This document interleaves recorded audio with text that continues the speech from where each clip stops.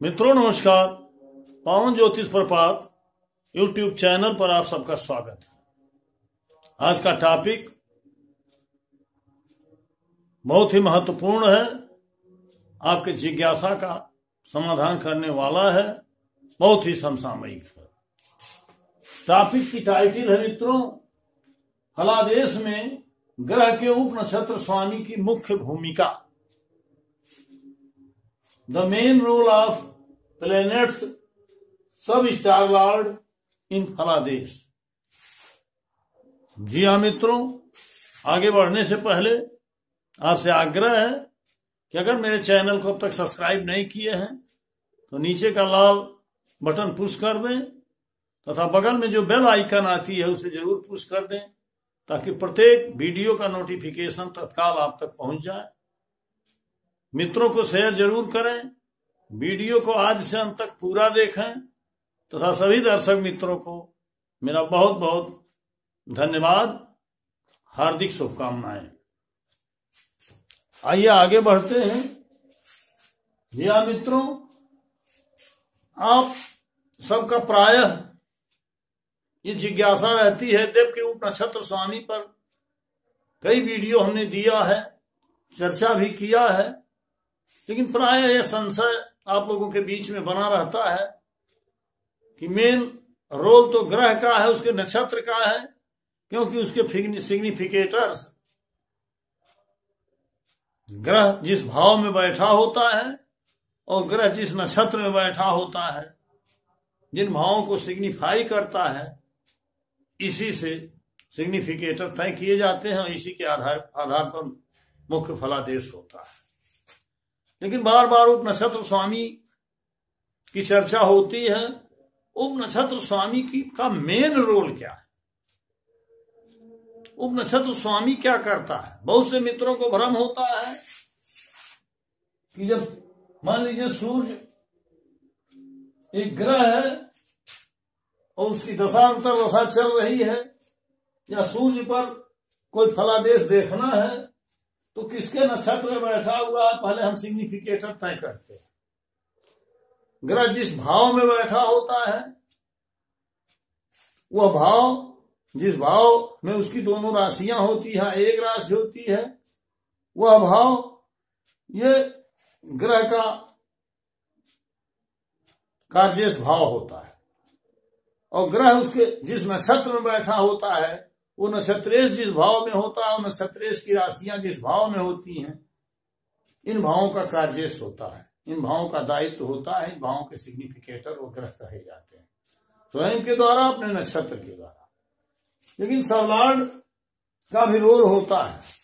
तो मित्रों, सबलॉर्ड या उप नक्षत्र स्वामी, सब स्टार लॉर्ड जिसको आप कह सकते हो अंग्रेजी में, सब स्टार लॉर्ड यह तय करता है कि वह ग्रह शुभ है या अशुभ है।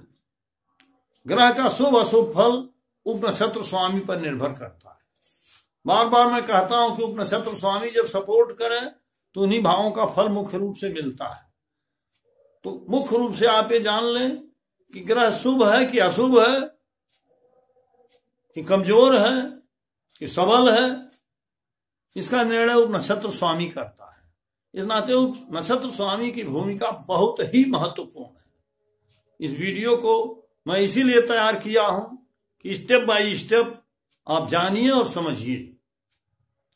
आज हम मेनली फोकस उप नक्षत्र स्वामी पर इसलिए दे रहे हैं क्योंकि आपको कहीं न कहीं सस्पेंस रहता है, सस्पेक्ट रहता है, कंफ्यूजन रहता है, तो उसको हम आज चाहते हैं कि आपका कॉन्सेप्ट क्लियर हो जाए। उदाहरण के लिए कुंडली मैंने दिया है जिसका डेट ऑफ बर्थ है 12/3/1989, टाइम ऑफ बर्थ है 5:20 AM पर, और प्लेस ऑफ बर्थ है, मैं जहां से वीडियो बना रहा हूं, जहां रहता हूं, ये बांसी, यूपी, इंडिया। इस समय पर कुंभ लग्न की कुंडली मित्रों तैयार हुई। आप सभी जानते हो कि लग्न में ग्रह इकट्ठा होते हैं, एक राशि में होते हैं। लग्न कुंडली में मेनली जो लग्न में भाव आया रहता है, राशि आई रहती है, जिस अंश पर होती है, उसी को लग्नांश के बराबर 12 भावों को मान करके 12 भाव बना दिए जाते हैं और ग्रह जिन राशियों में बैठे वहां रख दिए जाते हैं, चाहे 0 डिग्री के हों, चाहे 30 डिग्री के हों, चाहे 10 डिग्री के हों। लेकिन जब कस्प कुंडली बनती है, इसको भावारंभ कुंडली कहते हैं, तो इसमें ग्रह अपना स्थान चेंज कर देते हैं। जैसे आप देखेंगे शुक्र, सूर्य, राहु, बुध, ये 4 ग्रह लग्न में हैं, लेकिन कस्प कुंडली में शुक्र, राहु और सूर्य आया है, बुध 12वें चला गया है, शनिश्चर यहाँ भी 11वें, यहाँ भी 11वें, केतु यहाँ भी 7वें, वहां भी 7वें। यहाँ देखेंगे मंगल और बृहस्पति लग्न चतुर्थ भाव में है, लेकिन मंगल और बृहस्पति यहाँ तृतीय में आ गया, चंद्रमा तृतीय में ही है। इस तरह से कस्प कुंडली जब बनती है तो ग्रह अपना स्थान अपने डिग्री के आधार पर चेंज कर देते हैं, और कभी कभी भावारंभ के नाते राशियां चेंज हो जाती है या गायब हो जाती है। संयोग है इस दोनों कुंडली में राशियां 12 इसमें भी है, 12 इसमें भी है, लेकिन ग्रहों ने अपना स्थान चेंज किया है। अब यहां हम एक एक ग्रह से ये विवेचन करेंगे कि ग्रह शुभ है या अशुभ है, कैसा फल देगा। इसमें आप मेनली सूर्य को लीजिए। देखिए 2 खंड हमने बना दिया है, एक ग्रह का और उसके नक्षत्रेश का, और दूसरा खंड हमने बनाया है उप नक्षत्र का। ये खंड है पूरा। अब उप नक्षत्र भी किसी नक्षत्र में होता है। उप नक्षत्र का स्वामी जो है वो भी ग्रह ही होता है। हर नक्षत्रों, उप नक्षत्रों, सब लाड के स्वामी ग्रह ही होते हैं। फल मेनली मुख्यतया ग्रहों पर ही निर्भर करता है, ग्रहों से ही कहा जाता है। तो अब यहां हम देखेंगे कि सूर्य 1, 7, 3, 2, 11 का कार्जेश है या सिग्निफिकेटर है। अब ये जो सिग्निफिकेटर निकाले जाते हैं, कार्जेश निकाले जाते हैं, ये कस्प कुंडली से निकाले जाते हैं। यहाँ ये महत्व नहीं रहता है कि लग्न कुंडली में कहा है। यहाँ कस्प कुंडली में ग्रह जिस भाव में है बैठा होगा, उस भाव में, उस जिस भाव में उसकी राशियां हैं। एक ग्रह को बता करके हम दिखा रहे हैं। सूर्य देखिए यहाँ लग्न में बैठा हुआ है, यहाँ भी, इसमें भी लग्न में, इसमें लग्न में बैठा है, और 7वें स्थान पर सूर्य की राशि है। इस नाते 1 और 7 का कार्य सूर्य हुआ। सूर्य बृहस्पति के नक्षत्र में है, बृहस्पति तृतीय स्थान में बैठा है। आप देख लें, बृहस्पति यहाँ चतुर्थ में था लग्न में, लेकिन कस्प में तृतीय में आ गया, इस नाते तृतीय का कार्य कहा जाएगा। और बृहस्पति की 2 राशियां हैं, धन और मीन। धन 11वें में है और मीन जो है द्वितीय में है। इस नाते बृहस्पति स्वयं 3 में है, 2, 11 में उसकी राशियां। इस तरह से सूर्य जो है 1, 7, 3, 2, 11 का कार्य हुआ। अब सूर्य निश्चित रूप से 1, 7, 3, 2, 11 का फल देगा। एक मतलब होता है लग्न। लग्न का मतलब हम स्वयं होते हैं, सिर होता है, शरीर होता है, हमारी काबिलियत होती है, हमारा स्वास्थ्य होता है, हमारी आय होती है, सारी चीजें लग्न से देखी जाती है। और लग्न में भी कुछ निगेटिविटी होती है। जिन भावों के द्वादश में, जो द्वितीय के द्वादश में है, तो वो द्वितीय का कुछ व्यय करता है। तो ये अलग विषय है, हमने बताया है। अब सूर्य बृहस्पति के नक्षत्र में है, लेकिन इसका उप नक्षत्र स्वामी शुक्र है, सब स्टार लॉर्ड। शुक्र का हम अलग देखेंगे कि किन भावों का कार्य है। देखिए शुक्र में 1, 4, 9 और 3, 2, 11 ये भाव आए हुए हैं। हमने बार बार कहा है कि जो दोनों में कॉमन होगा वही फल मिलेगा, अर्थात सूर्य उन्हीं भावों का फल देगा जो दोनों में कॉमन है। तो देखिए इसमें सूर्य में 1, 7 है, शुक्र में 1 तो है लेकिन 7 नहीं है, अर्थात सूर्य में 7वां स्थान नहीं है। सूर्य में 3, 2, 11 है और शुक्र में भी 3, 2, 11 है, अर्थात 3, 2, 11 कॉमन है और 1 कॉमन है, अर्थात 1, 3, 2, 11 का फल सूर्य देगा। 4 और 9 का फल सूर्य नहीं देगा। एक चीज और भ्रम मिटा दें, जो सॉफ्टवेयर से मिलता है सिग्निफिकेटर, वो केवल नक्षत्र का मिलता है और ग्रह का मिलता है, लेकिन दृष्टि के आधार पर नहीं मिलता है। केपी सिस्टम ज्योतिष में दृष्टि को उतना महत्व तो नहीं दिया गया, फिर भी दिया गया है।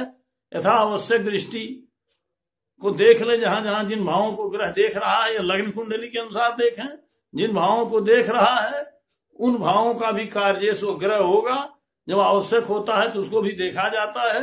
आप नोटिंग करें तो उसको जरूर देख लें। एक चीज और देख लें, जहां राहु आया हुआ है वो राहु और केतु ये दोनों छाया ग्रह हैं।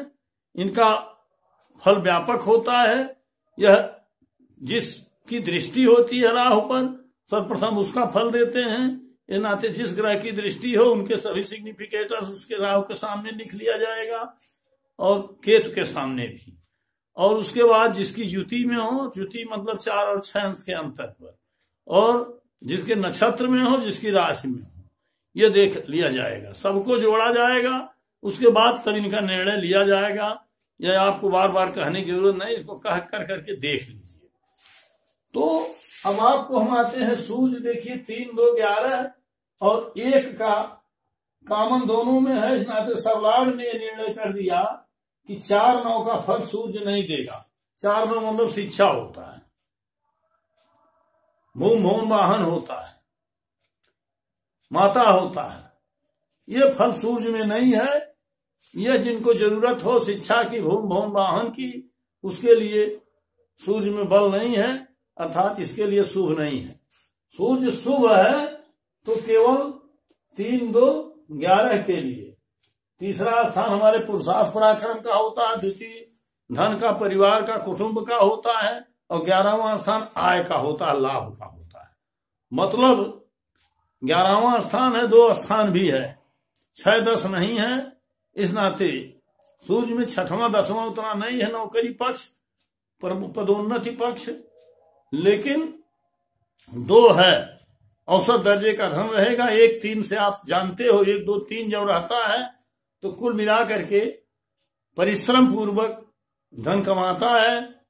स्वयं कोई व्यवसाय करके, रोजगार करके, अध्यवसाय करके धन कमाता है, लेकिन आकस्मिक धन लाभ नहीं होता है या कहीं से उसकी अर्निंग नहीं होती है, नौकरी से या किसी चीज से। मतलब परिश्रम पूर्वक, जैसे लेबर वर्ग है, श्रमिक वर्ग हैं और छोटे कारोबारी हैं, इस तरह से स्थिति बनती है। तो सूर्य शुभ है कि अशुभ है, यह निर्णय शुक्र ने किया, क्योंकि वो सब लॉर्ड, सब स्टार लॉर्ड है। अब 4, 9 का फल, 4, 9 नहीं है सूर्य में, और शुक्र में तो है 4, 9, लेकिन कॉमन नहीं होने के नाते सूर्य 4, 9 का फल नहीं देगा। तो इस तरह से उस मामले में शुभता नहीं है। शुभता है तो केवल 1, 3, 2, 11 के लिए, और अशुभता है तो 4, 9 के लिए, अन्य फलों के लिए। तो ग्रह उपनक्षत्र के द्वारा ये तय हो गया, उपनक्षत्र इसके द्वारा, कि इसकी भूमिका, फल देने की भूमिका ग्रह की उपनक्षत्र स्वामी ही तय करता है। इसी तरह से चंद्रमा में देखिए 3, 6, जब सूर्य की दशा अंतर दशा आएगी, पहले सूर्य पर बात कर लें, तो सूर्य इन्हीं भावों का मुख्य रूप से फल देगा, 1, 3, 2, 11 का। ये कंफर्म हो जाइए। जहां आपको आवश्यक है वो शुभता है, जहां आवश्यक नहीं है तो अशुभता है। शुभ अशुभ फल का निर्धारण आप स्वयं करोगे, जैसा कि आपकी वांछित मनोकामना है, कामना है, बातें हैं, कार्य हैं, उन क्षेत्रों में उसी अनुसार, जैसा पहले वीडियो में बताया गया है, फल सूर्य का मिलेगा। और चंद्रमा में देखिए 3, 6 और 1, 7 है नक्षत्र के माध्यम से। 3, 6, 1, 7 चंद्रमा का सब स्टार लॉर्ड सूर्य है, जिसमें 1, 7 है। देखिए इसमें भी 1, 7 है, चंद्रमा में भी 3, 2, 11 है, और इसमें चंद्रमा में 3, 6 है, अर्थात 1, 7, 3 इसमें भी है, इसमें भी है। 1, 7, 3 सूर्य के नाते कॉमन है, सब स्टार लॉर्ड के नाते, इस नाते 1, 3, 7 का फल मिलेगा। अब 1 का मतलब होता है स्वयं की काबिलियत, 7वां स्थान शादी विवाह का होता है, तीसरा स्थान आपके पुरुषार्थ का, पराक्रम का, भाई बहन का, एजेंसी का, लिखने पढ़ने का, लिखने का, या छोटी यात्राओं का, इस तरह से कार्य चंद्रमा की दशा में डेवलप करेंगे। और चंद्रमा में 6वां स्थान तो है, लेकिन सूर्य में नहीं है। चंद्रमा में 11वां नहीं है, लेकिन बहुत लाभकारी स्थिति इसमें नहीं रहेगी, 11वां नहीं आया है चंद्रमा। अब मंगल में आप आएंगे 3, 3, 10 और 1, 7 है, जबकि इसका सब लॉर्ड बुध है, जिसमें 3 3 10 और 7 नहीं आया हुआ है, 1 आया हुआ है। अर्थात आप स्वयं जो है अपने द्वारा, अपने पुरुषार्थ के द्वारा, अपने परिश्रम के द्वारा ही सफलता पाएंगे। इस समय वो स्थिति नहीं रहेगी, 11वां नहीं।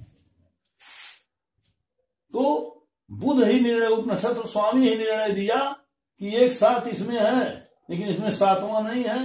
इतना से विवाह नहीं होगा, कोई स्वयं का रोजगार है वो डाउन चलेगा, और आप कहीं अगर इस तरह से मतलब पार्टनरशिप करना चाहते हैं उसमें भी सफलता नहीं मिलेगी।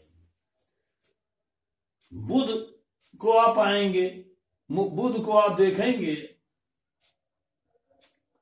तो बुध जो है 12 1 5 8 1 1 12 का कार्य से स्वयं के द्वारा, इसका सब लॉर्ड राहु है जो 1 1 12 1 1 12 दिखा रहा है। मतलब 11वां स्थान भी आया है, पहला स्थान भी आया और 12वां आया है। मतलब स्वयं है और 12वां स्थान है, मतलब हानि है। स्वयं भी धन की हानि है, 12वां भी धन की हानि है। इस नाते धन परिवार या धन की हानि इस पीरियड में मंगल में मिलेगी। अब सवाल ये होता है कि यहाँ राहु भी आ गया है, तो राहु के भी विस्तृत जो हमने बताया है उन भावों को देख लीजिएगा। अगर इस तरह से 3 3 10 राहु में आ जाते हैं, इसकी दृष्टि ज्योति नक्षत्र और राशि के माध्यम से, तो उसको जोड़ करके आप कह सकते हो कि नहीं मंगल में फल है। तो बुध में देखिए 12 1 5 1 1 12 है, और बुध का सब लॉर्ड राहु है, 1 1 12 है, 1 1 12 है, मतलब 1 1 12 का ही फल देगा। और राहु के नाते अगर मिल गया तो और भी भावों को कॉम्बिनेशन आप बना लेंगे। बृहस्पति में 3 2 11 है, 1 7 है, इसका सब लॉर्ड जो है बुध 12 1 5 1 1 12 है। कुल मिला के 12 इसमें आया है, इसमें 1 आया है। प्रथम स्थान से जो फल मिलेगा लग्न से वही फल मिलेगा, बाकी यह फल न्यून मिलेंगे, क्योंकि दोनों सब लॉर्ड उसका सपोर्ट नहीं कर रहा है, कॉम्बिनेशन नहीं दे रहा है। मतलब सब लॉर्ड के सपोर्ट न होने के नाते ज्यादातर जिन भावों का कार्य है उन भावों का फल न्यून ही होगा। लग्न का विशेष फल मिलेगा, आप अपने काबिलियत के नाते जो कर पाएंगे करेंगे। बृहस्पति में देखिए 3 2 11 1 7 है, 12 1 5 8 है, 1 1 12 है। तो देखिए बृहस्पति का सब लॉर्ड बुध है जो 12 1 5 दे रहा है, और बृहस्पति स्वयं 3 2 11 1 7, मतलब 1 ही आया है। फिर स्वयं की काबिलियत ही महत्वपूर्ण है। शुक्र में 1 4 9 है, 3 2 11 है। शुक्र का सब लॉर्ड बृहस्पति है जो 3 2 11 है, और 1 भी है, अर्थात 3 2 11 इसमें भी है, 1 इसमें भी है। दृष्टि को भी देख लेंगे, जहां आवश्यक होगा दोनों का कॉम्बिनेशन मिलाएंगे, निर्णय हो जाएगा कि कितना शुभ है कितना अशुभ फल है बृहस्पति में, किन भावों के लिए किन भावों के लिए नहीं है। शुक्र में आप आएंगे 1 4 9 3 2 11 है, और शुक्र का सब लॉर्ड बृहस्पति है, 3 2 11 है, 1 है। मतलब शुक्र में भी 1 3 2 11 है, बृहस्पति में भी 1 3 2 11 है। इस तरह से ये कॉमन है 1 3 2 11, मतलब अपनी काबिलियत से, पुरुषार्थ से, परिश्रम से, भाई बहन के द्वारा ये लाभ आपको मिलते रहेंगे। 11 होने के नाते धन की कमी नहीं आएगी। शनिश्चर में 11 1 12 है, 1 4 9 है, स्वयं के द्वारा, इसका सब लॉर्ड राहु है, इसमें 1 1 12 है। राहु चूंकि देख लीजिए यहाँ शनि के नक्षत्र में बैठा हुआ है, राहु स्वयं नक्षत्र में, इस नाते शनि का काम करेगा। शनि में 11 1 12 है। इस तरह से 11 1 12 राहु के नाते 11 1 12 आएगा, मतलब 11वां स्थान कामन है, लाभकारी स्थिति रहेगी शनि में। और राहु को देख लीजिए 1 1 12 है, 1 1 12 है, शनि के नाते 11 1 12 भी आ गया है। राहु पर जिस ग्रह की दृष्टि हो, ज्योति हो, और जिस राशि में है उनको कॉमन करके आप सब लॉर्ड का सब देख लीजिएगा, उसी अनुसार राहु फल देगा अपनी दशा अंतर दशा में। और केतु में देखिए 7 7 है, केतु अपने ही नक्षत्र में है, 7 7 है, तो इसका अपने नक्षत्र में होने के नाते उप नक्षत्र स्वामी शनि का फल देगा, 11 1 12 है। और अब इसका इसका स्टार लॉर्ड तो शनि हो जाएगा और सब लॉर्ड शुक्र को आप मान लेंगे तो 1 4 9 है और शुक्र के नाते आप देखेंगे 3 2 11 भी है। इस तरह से दोनों का कॉम्बिनेशन करिएगा, जो दोनों में कॉमन होगा वही भाव मेनली फल मिलेंगे। वह आपके लिए शुभ है कि अशुभ है वो भाव आप जानते हो, आप निर्णय कर लोगे, उन्हीं भावों का मेनली फल मिलेगा। इस तरह से उप नक्षत्र स्वामी एक व्यापक रूप से, विस्तृत रूप से आपका कॉन्सेप्ट क्लियर कर देगा कि किन भावों का इस ग्रह की दशा अंतर्दशा में फल मिलेगा। और मेनली फल मिलेगा इन्हीं ग्रहों का जो जिनकी दशाएं चल रही हैं। उप नक्षत्र स्वामी केवल शुभ अशुभ फल का निर्णय करेगा। तो आज हम उप नक्षत्र स्वामी की भूमिका बड़ी महत्वपूर्ण है, उसके द्वारा ही इस उप नक्षत्र स्वामी ही कसौटी है कि ये किन भावों का पक्का कार्य कर रहा है, कै % इसमें क्षमता है, कै % असली है, कै % नकली है भाव। तो जो असली होगा वो दोनों में आएगा और जो नकली होगा दोनों में फुटकर होगा, उसको आप डिनाई कर दीजिएगा। तो इस प्रकार से मित्रों उप नक्षत्र स्वामी की भूमिका बड़ी महत्वपूर्ण होती है।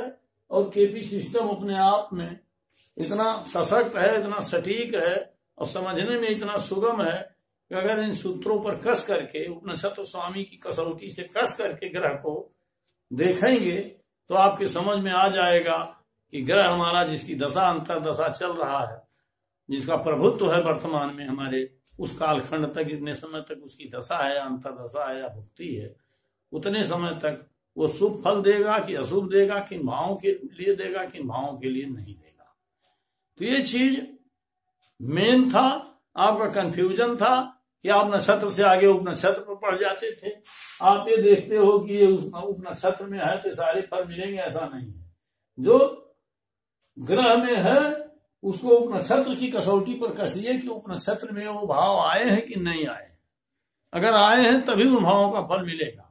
उप नक्षत्र में भले सारे भाव आए हुए हों, लेकिन उस ग्रह में अगर नहीं आए हैं तो उन भावों का फल नहीं मिलेगा।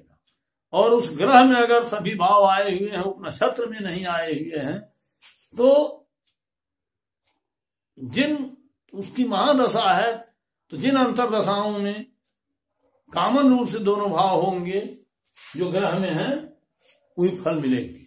अब आप समझ गए होंगे, वीडियो लंबा हो रहा है, अतः आज हम वीडियो को यही समाप्त करते हैं और पुनः किसी अगले दिन हम 2-3 दिन के अल्टरनेट पर पुनः एक नया वीडियो लेकर के आपकी जिज्ञासाओं का समाधान करेंगे। और धीरे धीरे आपको छोटे छोटे पॉइंट जो हमेशा बराबर हमारे सर्च में आते हैं कि इसकी आवश्यकता है आपको, इस पर संशय आपका बना हुआ है, आपकी कमेंट और जिज्ञासा आती है, आपसे जब वार्ता होती है तो आप अपना संशय व्यक्त करते हो। बहुत से सीखने वाले लोग ज्योतिष के हैं, बहुत से प्रोफेशनल भी मित्र हैं, बहुत से स्वयं अपनी कुंडली दिखाते हैं, और जो दर्शक मित्र हैं वो भी धीरे धीरे इसमें प्रवीण हो रहे हैं। अगर इन नियमों को आप धीरे धीरे सीख जाओगे, अभ्यास बना लोगे, तो निश्चित रूप से एक न एक दिन आपको ज्योतिष में पारंगतता प्राप्त हो जाएगी, प्रवीणता प्राप्त हो जाएगी। आप स्वयं का, अपने मित्रों का फलादेश कहने में सक्षम हो जाएंगे। तो मित्रों, आप सबको बहुत बहुत धन्यवाद, पुनः पुनः हार्दिक शुभकामनाएं।